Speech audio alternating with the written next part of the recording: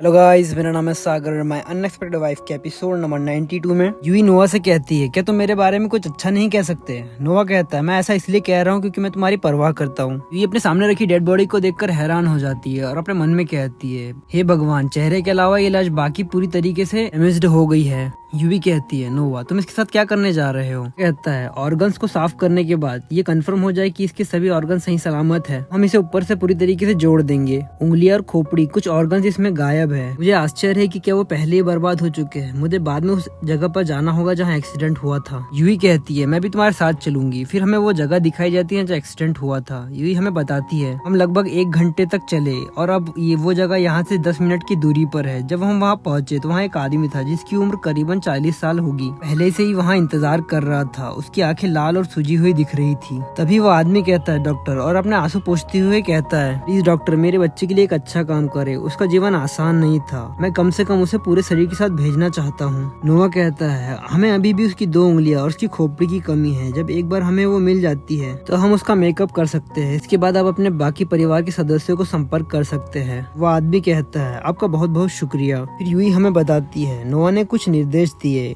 और हम तीनों खोजने के लिए अलग अलग हो गए। दोपहर के 1 बजे तक हमें सब कुछ मिल गया था। उस आदमी ने खून से सनी हुई खोपड़ी और उंगलियों को गले लगा लिया और वो बहुत जोर जोर से रो रहा था। नोआ और मैंने चुपचाप उसे रोते हुए देखा। उसे सांत्वना देने के लिए हम कुछ नहीं कर सकते थे। ये मौत है, यहाँ सांत्वना कुछ नहीं करेंगी। हम केवल इतना कर सकते हैं कि इसके शरीर के टुकड़ों को एक साथ जोड़ने के लिए कड़ी मेहनत कर सकते हैं और उसे पूर्ण शरीर में छोड़ दें। ये सारी चीजें खत्म होने के बाद यूई हॉस्पिटल में वापस आ जाती है और अपने ऑफिस में आती है। वहाँ पर सीओ पहले से ही यूई का इंतजार कर रही होती है। सीओ कहती है, यूई मुझे तुम्हारी मदद चाहिए। यूई कहती है, क्या बात है? सीओ कहती है, मैंने अपने जिले के अपार्टमेंट के बारे में बताया था, उसे गिराने की बात की जा रही है। हमें उसके लिए जो पैसे दिए गए थे, हमें उससे कोई दिक्कत नहीं है, लेकिन उन्हें अपना काम वक्त से पहले ही शुरू कर दिया, जिससे वहाँ रहने वाले लोगों में से कई लोगों को चोट आ गई। यूई कहती है, क्या तुमने इसकी कंप्लेंट नहीं की? सीओ कहती है, हमने इसके बारे में पुलिस को बताया था, लेकिन उन्होंने कहा कि वो इसमें कुछ नहीं कर सकते। यूई कहती है, तो मैं इसमें तुम्हारी क्या मदद कर सकती हूँ? सीओ कहती है, मैंने जांच की, वो कंस्ट्रक्शन कंपनी ही ग्रुप के अंडर में ही आती है, तो क्या प्लीज तुम इसके बारे में सीओ क्यूआन से बात कर सकती हो?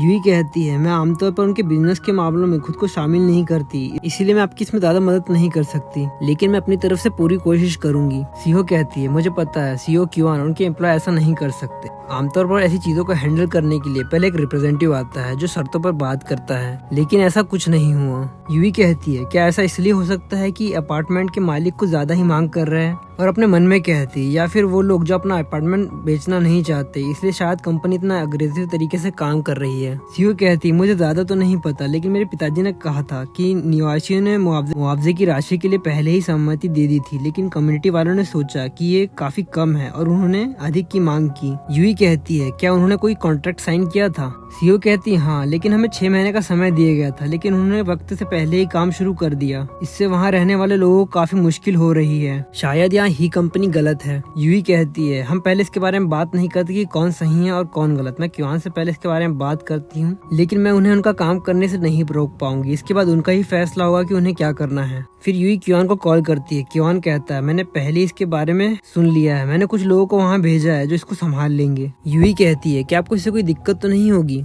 क्यूआन कहता है, ऐसा अक्सर होता है, कुछ लोग लालची होते हैं, वो कभी संतुष्ट नहीं होते। कई बार आक्रामक तरीके का उपयोग करना जरूरी होता है, लेकिन इस बार ऐसा नहीं होगा, ठीक है? यूई कहती है, क्यों? क्यूआन कहता है, आपको ये नॉर्वे से पूछना चाहिए।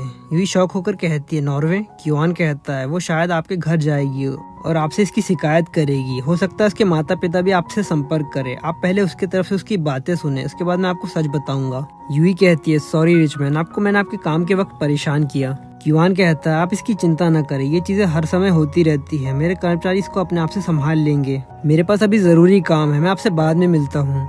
यूई कहती है, ठीक है। यूई फोन रखने के बाद सीओ से कहती है, चलो काम पर वापस चले, अगर कुछ नया होता है तो मैं तुम्हें बता दूंगी। सीहो यूई का शुक्रिया करती है। फिर हमें सेम शिफ्ट करके क्यूआन दिखाया जाता है जो घर पर होता है। क्यूआन कहता है, मैं पहले ही तुम्हें बता चुका हूँ, अगर तुम बच्चे को रखना चाहती हो तो मुझे बताओ कि इसका पिता कौन है। अगर तुम ये बताने से इनकार करती हो तो मैं 2 घंटे के अंदर आपके एबॉर्शन का अरेंजमेंट कर दूंगा। क्लेरा चिल्लाते हुए कहती है, तुम ऐसा नहीं कर सकते। क्यूआन गुस्से में कहता है, क्लेरा, मुझे अपनी लिमिट पर आने के लिए मजबूर मत करो, कि प्राइवेसी की रिस्पेक्ट करता हूँ, केवल इसीलिए ऐसा कर रहा हूँ क्योंकि आप मेरी बहन हो।